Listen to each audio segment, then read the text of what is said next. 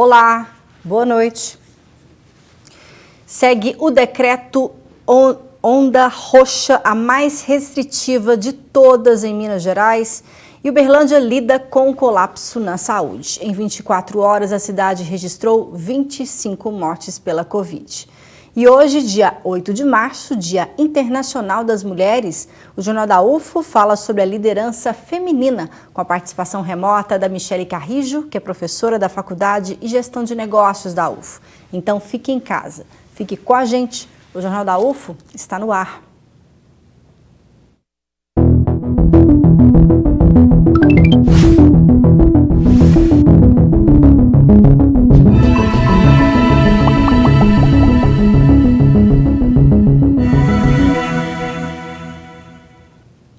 Infelizmente, informamos que a ocupação geral dos leitos de UTI da rede pública e privada de Uberlândia continua 100% de ocupação.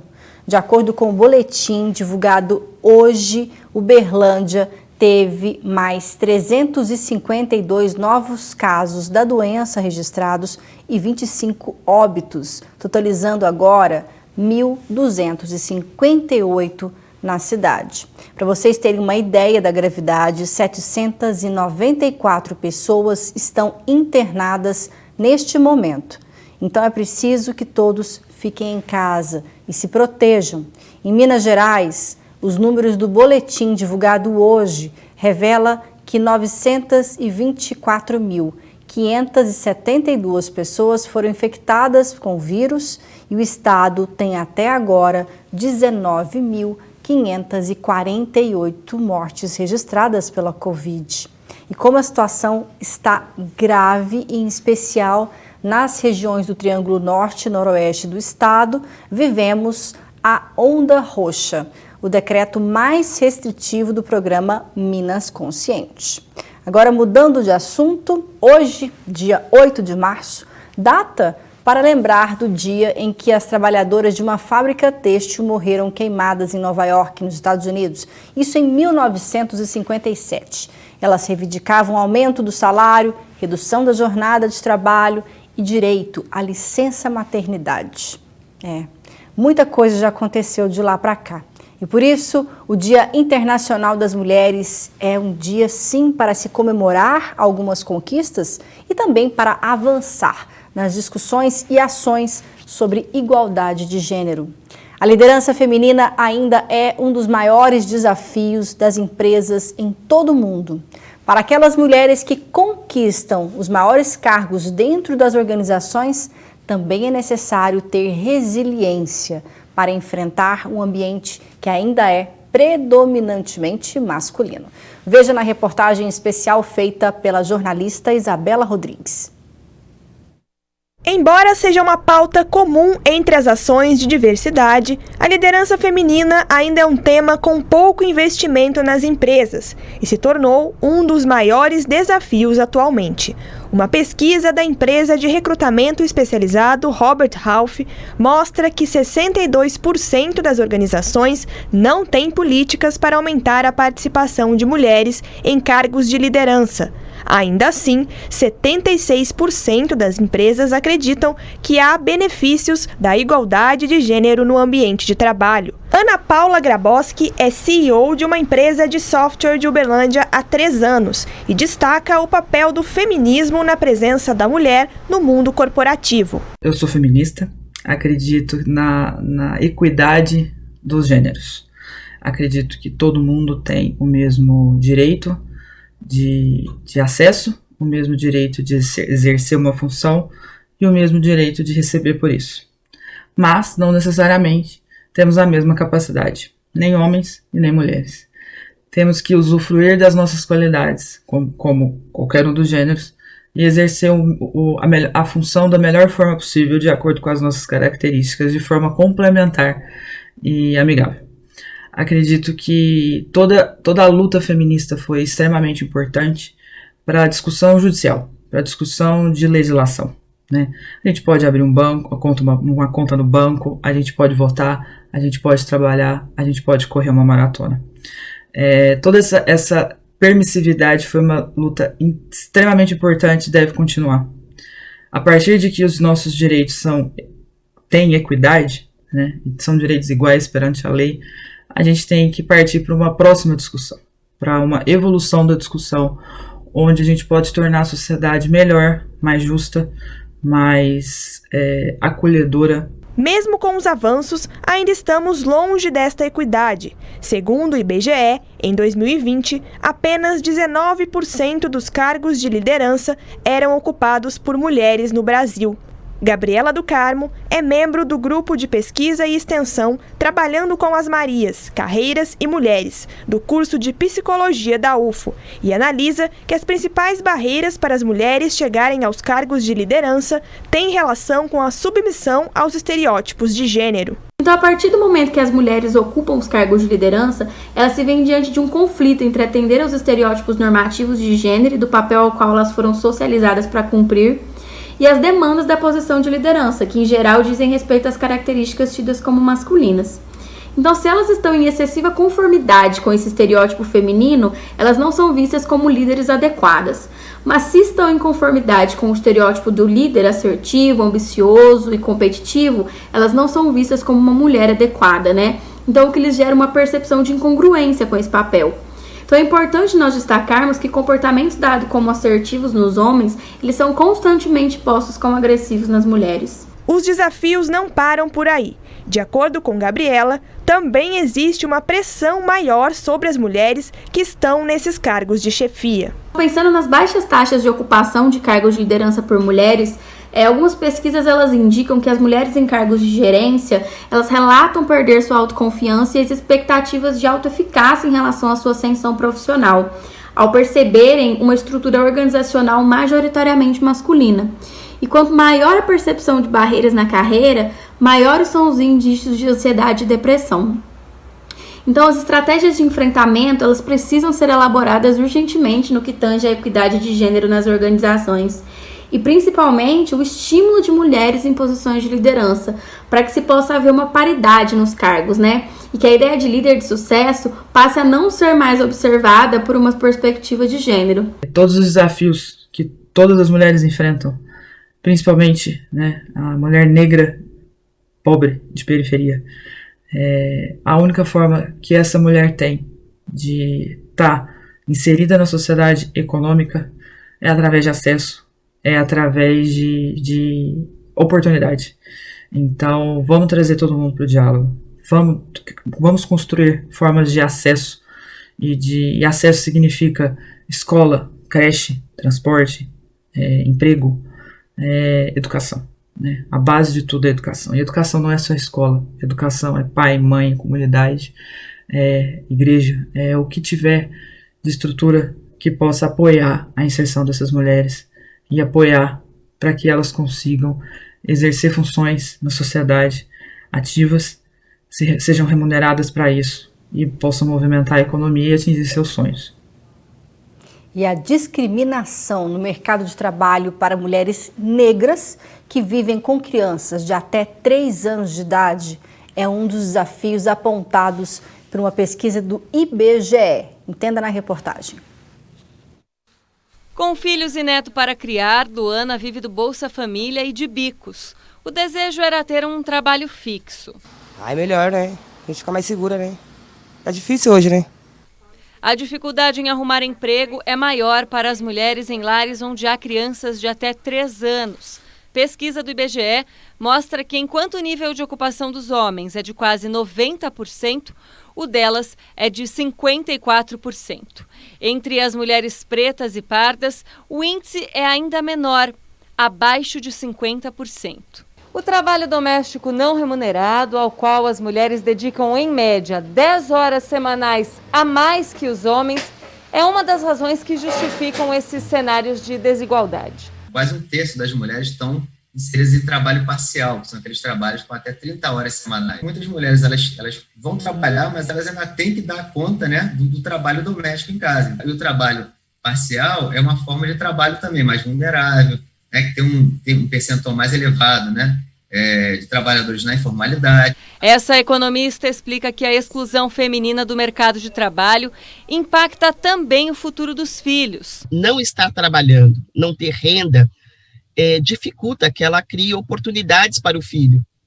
E aí você, então, vai, de certa forma, permitindo, né, sem querer, naturalmente, que esse filho, que essa criança também vai trilhar o mesmo caminho da dificuldade de estar no mercado de trabalho, porque não teve a oportunidade de qualificar a mão de obra e outras oportunidades tantas.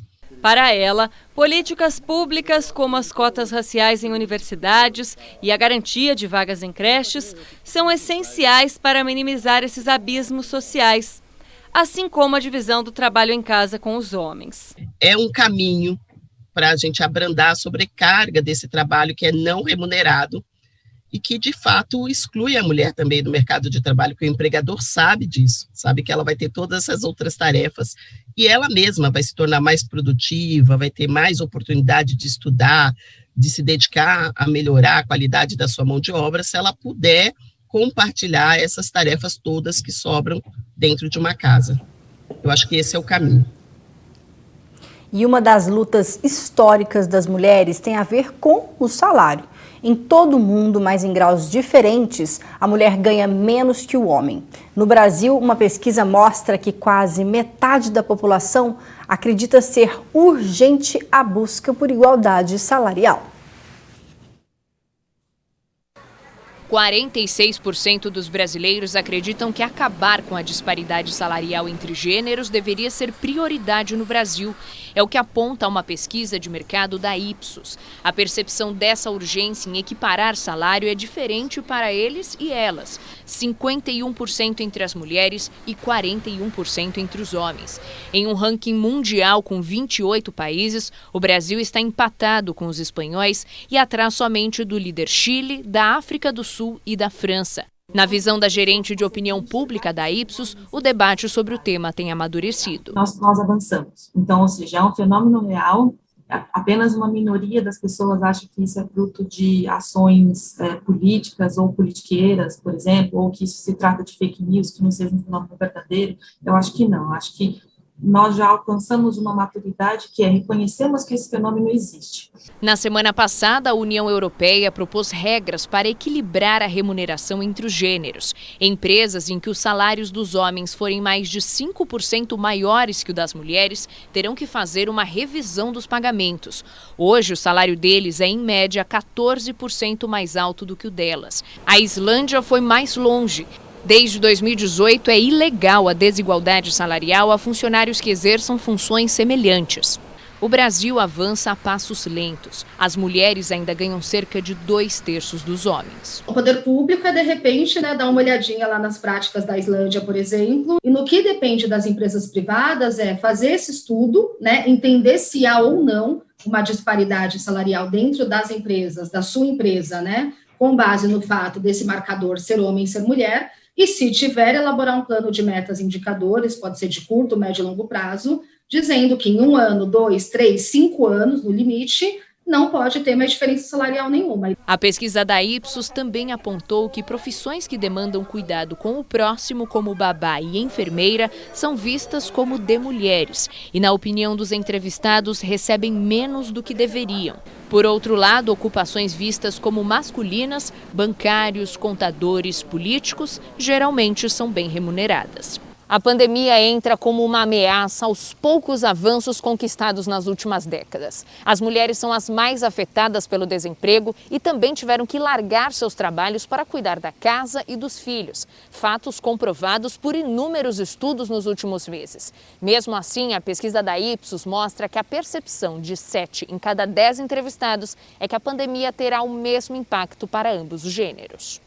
Nos últimos meses, o Cantídio percebeu a sobrecarga vivida pela mulher Natália para cuidar da filha do casal. E agora que os dois estão em casa, então estou podendo compartilhar com ela um pouco desse trabalho e percebendo que, de fato, é muito complicado. São muitas interrupções durante o dia, você não consegue ter aquele tempo necessário de concentração mais prolongada para fazer algum determinado tipo de trabalho. Eu tenho muitas vezes que esperar ela dormir, E depois que ela dorme à noite, é aí que eu consigo realizar algumas das minhas tarefas minhas mesmo, né? Eu sei que você tenha uma ajuda de um profissional, né? Muita gente tem babá e tal. Se não for essa possibilidade, é completamente impossível de uma mulher cuidar dos filhos e trabalhar ao mesmo tempo em casa. Com certeza é um grande desafio, ainda mais nesse momento de isolamento social, onde tantos brasileiros estão trabalhando em home office. E nessa edição especial, nós entrevistamos também a Michele Carrijo, que é professora da Faculdade de Gestão e Negócios da UFO, para poder falar com a gente sobre a perspectiva social das mulheres que ocupam cargos de chefia e liderança. Lembrando que nós voltamos a fazer as entrevistas de forma remota, evitando receber aqui, então, os convidados no estúdio. Fizemos algumas perguntas para ela. A primeira delas foi a seguinte: existe um histórico de desigualdade de gênero nos cargos de liderança? Fale um pouco sobre como isso acontece no mundo corporativo. Existe sim um histórico de desigualdade de gênero em cargos de liderança. E isso é um processo histórico, né? Isso vem desde os primórdios, onde certas atividades foram consideradas exclusivamente masculinas ou femininas, levando em consideração as características biológicas do sexo. Então, ao longo da história, cada vez mais o homem foi direcionado, né, a ser responsável pelas atividades econômicas e a subsistência do lar. E as mulheres, cada vez mais, direcionadas ao cuidado, né, das atividades domésticas, do lar, dos filhos, né? E isso acabou privando muito, ao longo da história, as mulheres ao acesso, por exemplo, à educação, à profissionalização, a direitos como, por exemplo, direitos ao voto. Então a mulher não tinha voz. Então, durante muitos anos, o homem era responsável pelas principais atividades econômicas para trazer a subsistência para o seu lar, e a mulher ficava em casa para cuidar do lar, das crianças, dos filhos, né, da casa. E isso foi uma construção histórica que foi moldando, né, toda a sociedade e todo o âmbito corporativo, no sentido de incluir apenas o homem dentro do ambiente econômico, dentro da corporação. E as mulheres acabavam por ficar excluídas, uma vez que elas estavam responsáveis pelas atividades domésticas. Também perguntamos, já que nos últimos anos houve um crescimento das mulheres nos cargos de chefia, o que impulsionou isso? Nos últimos anos, essa situação foi mudando. Isso foi mudando por conta das mudanças que a sociedade foi passando, né? Então foram mudanças, o crescimento da urbanização, da industrialização, as guerras mundiais que aconteceram, a queda de natalidade, né, de taxa de natalidade dentro das famílias. Foram circunstâncias que foram criando novas condições. Então, por exemplo, as duas guerras mundiais acabaram por levar muitos homens da sua família, né? Muitos homens morreram, foram mutilados e não conseguiam manter a sua família, o que obrigou a mulher a ir para o mercado de trabalho. A necessidade, com o crescimento da industrialização, a necessidade de mão de obra, né, também provocou essa necessidade da mulher ir para o mercado de trabalho. E com isso, né, nós começamos a enxergar cada vez mais as mulheres a enfrentar o mundo dos negócios, né, a abrir seu próprio negócio, a buscar emprego dentro das corporações existentes. Isso foi fácil? Não. Um ambiente cheio de desafios, porque, como eu disse, esse mundo ele foi estruturado para o homem. Então, toda a estrutura corporativa foi criada de forma a dar aparato, sustentação à visão masculina e não feminina, né? Então, houve mudança, houve crescimento das mulheres no cargo de liderança? Houve, continua acontecendo, mas em cima de muitos obstáculos, em cima de muitos desafios que precisam ser superados. Nós também perguntamos para a professora Michele, que é professora da Faculdade de Gestão e Negócios da UFO, qual o impacto social das mulheres que ocupam os cargos de liderança. Com a mudança, né, do ambiente, com a necessidade da mulher no mercado, cada vez mais as mulheres entrando no mercado de trabalho, logo as empresas começaram a entender que era necessário a mulher também em cargos de liderança. Por quê? Porque havia necessidade de diversidade, de diferenças dentro da gestão da empresa, né? Então, as empresas começaram a criar novas estruturas, novas políticas, para dissolver aquelas condições que haviam sido criadas naquele momento, durante a história, né? Então, foram desconstruindo, ressignificando, né? Para que as mulheres pudessem entrar nesse mercado e conseguissem ter voz para trabalhar, né? E começaram, então, a inserir as mulheres em cargos de liderança. Então, as mulheres começaram a entrar nos cargos de liderança. Isso é um processo lento que vem acontecendo ao longo do tempo. Até hoje esse número ainda é muito pequeno, mesmo nos países desenvolvidos, né? Mas as empresas viram essa necessidade para diversificar suas políticas, para integrar os ideais, para flexibilizar a sua cultura, para melhorar os aspectos internos dentro da empresa. E assim as empresas têm trabalhado para mudar, né, essas estruturas internas e inserir a mulher em cargos de liderança. Veja agora o que a professora diz sobre as principais características da liderança feminina. É muito comum a gente ver em pesquisas, estudos sobre a liderança feminina, né, falar sobre essas características. Mas isso é muito diverso, né? Então as características são diversas. Mas acredita-se, né, que a mulher ela consegue ser mais flexível, ela é muito mais se adapta com mais facilidade às mudanças tecnológicas. Ela tem uma sensibilidade maior a lidar, né, principalmente na área de recursos humanos, com problemas, com conflitos, com questões sociais, né? Então, a gente percebe algumas características como essa. Então, é bem comum falarmos, né, de gestão feminina e ver essa questão da gestão mais flexível, mais adaptável, com facilidade de gerir conflitos, necessidades, né? Até porque a mulher, ela precisa, para ela estar no âmbito corporativo, principalmente nos cargos de liderança, ela precisa aprender a lidar com algumas situações que são típicas do mundo feminino, como conciliar atividades domésticas com o trabalho, né, a liderança do que exige um grau de dedicação e de esforço, às vezes maior, né, por liderar equipes, por comandar corporações gigantescas, né, no âmbito nacional e mundial. Então, a mulher, ela precisa se adaptar com mais facilidade, ser flexível para gerir tanto o espaço corporativo quanto o espaço do lar, doméstico, com a família e com os filhos. E mesmo com alguns avanços, a presença feminina em cargos de liderança ainda está longe do ideal. Por isso, perguntamos para a professora quais os principais desafios ou barreiras que as mulheres encontram ao conseguirem ocupar essas posições.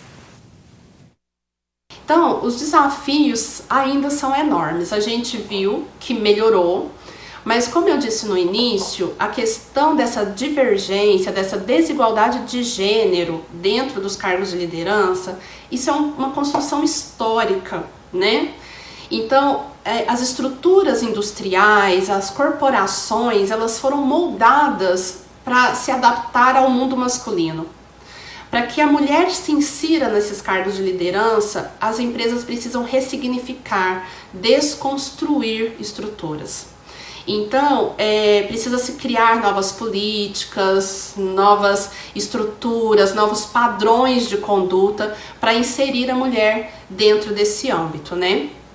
Nós vemos ainda dentro das lideranças e, de um modo geral, dentro desse espaço, né, corporativo, seja dentro do âmbito da liderança ou fora dele, o mundo corporativo ainda tem muita discriminação, muito machismo, um olhar ainda muito duro para a questão feminina, né, para a mulher. Porque a mulher lida, como eu já disse, ela lida com questões que são típicas da mulher. Por exemplo, o engravidar.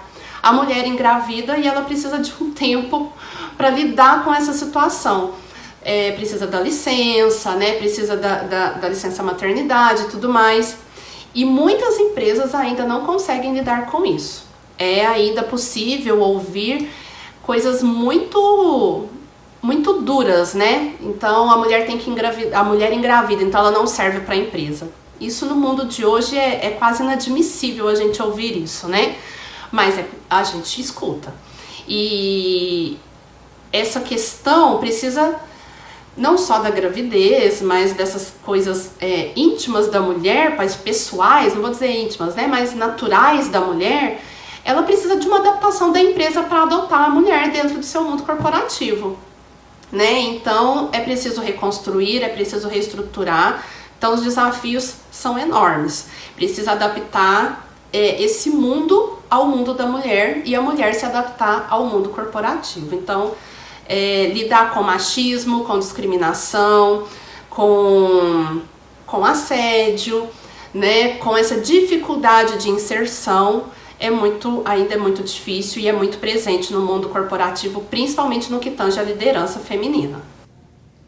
E para encerrar a nossa entrevista especial com a professora Michele Carrijo, nós perguntamos de que forma é possível incentivar mulheres a crescerem no mundo corporativo. Veja o que ela diz.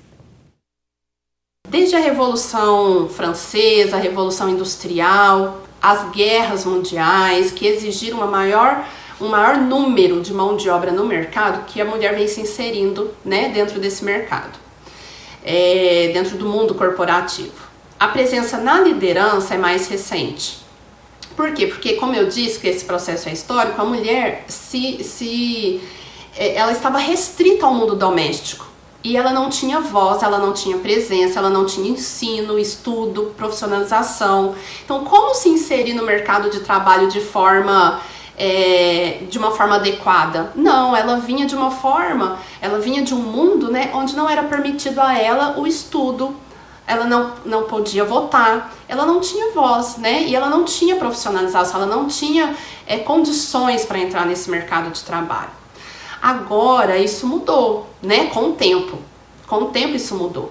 E agora está sendo possível para a mulher se profissionalizar, estudar, se dedicar à carreira, né? Ainda com as suas circunstâncias naturais enquanto mulher, né? Porque a mulher, mesmo trabalhando, mesmo em cargo de lideranças, ela não deixa o lar, ela não deixa os filhos, ela precisa conciliar, então tem as suas dificuldades.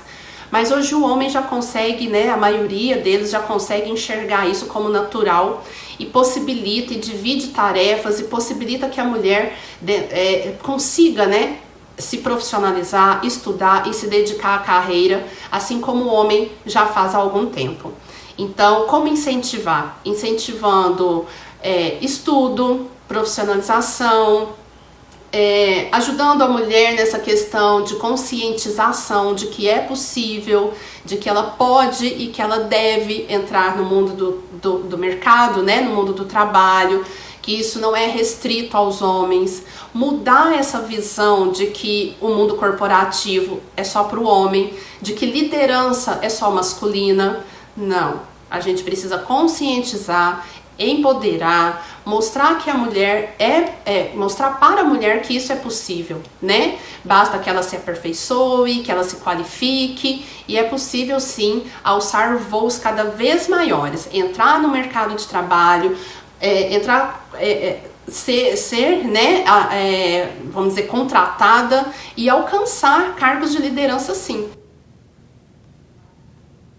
Muito obrigada, professora Michele Carrijo, da Faculdade de Gestão e Negócios da UFO, por participar conosco desse jornal especial em edição no dia 8 de março, Dia Internacional das Mulheres. Em seu nome, nós homenageamos todas as docentes, servidoras técnicas, administrativas aqui da Universidade Federal de Uberlândia, todas as mulheres da ciência aqui na UFO.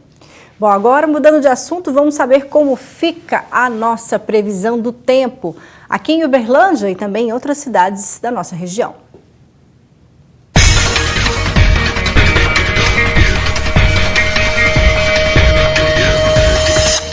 Em Uberlândia, o clima é instável nesta terça-feira, com variação de nuvens e pancadas de chuvas localizadas, que poderão ser fortes e vir acompanhadas de trovoadas a qualquer hora do dia. Mínima de 17, máxima de 24 graus. Em Ituiutaba, tempo parcialmente nublado com possibilidades de chuvas. A temperatura mínima prevista é de 20 graus e a máxima 32. E o tempo segue úmido também em Patos de Minas, com céu nublado e chuvas espaçadas. Mínima de 17 graus e máxima de 24. E em Monte Carmelo, o céu fica nublado com ocorrências de chuva na maior parte do dia. Termômetros marcam entre 20 e 29 graus. A previsão para essa terça-feira em Abadia dos Dourados segue como as cidades vizinhas, nublada e chuvosa. A mínima fica na casa dos 19 graus e a máxima 28. Agora uma notícia nacional. O ministro do Supremo Tribunal Federal, Edson Fachin, anulou hoje as condenações do ex-presidente Luiz Inácio Lula da Silva, definidas pela Justiça Federal no Paraná, relacionadas às investigações da Operação Lava Jato, em uma decisão monocrática, que é uma decisão final em um processo tomada por um juízo, no caso do STF, por um ministro. Para Fachin, a 13ª Vara Federal de Curitiba não tem competência para julgar os processos e as decisões são referentes aos casos julgados pela Justiça Federal do Paraná, nos casos do Triplex, do Guarujá e também do sítio de Atibaia e do Instituto Lula. Com a decisão de Fachin, o ex-presidente recupera os direitos políticos e volta a se tornar elegível, ou seja, ele pode concorrer às eleições no próximo ano. O Jornal da UFO fica por aqui. Amanhã temos mais notícias. Muito obrigada pela sua audiência. E amanhã eu te convido para refletir e também avançar nas discussões sobre a PEC emergencial, que traz de volta o auxílio para cerca de 68 milhões de brasileiros. Agora você continua aqui na tela da TV Cultura com a programação especial na Semana da Mulher. Agora com a Liga de Basquete Feminino. E a partir das 10 horas da noite, o programa Roda Viva recebe ao vivo a atriz Thaís Araújo. Ela foi a primeira protagonista negra em uma novela em rede nacional. Está imperdível e eu te espero. Até amanhã. Fique em casa. Cuide-se. Tchau, tchau.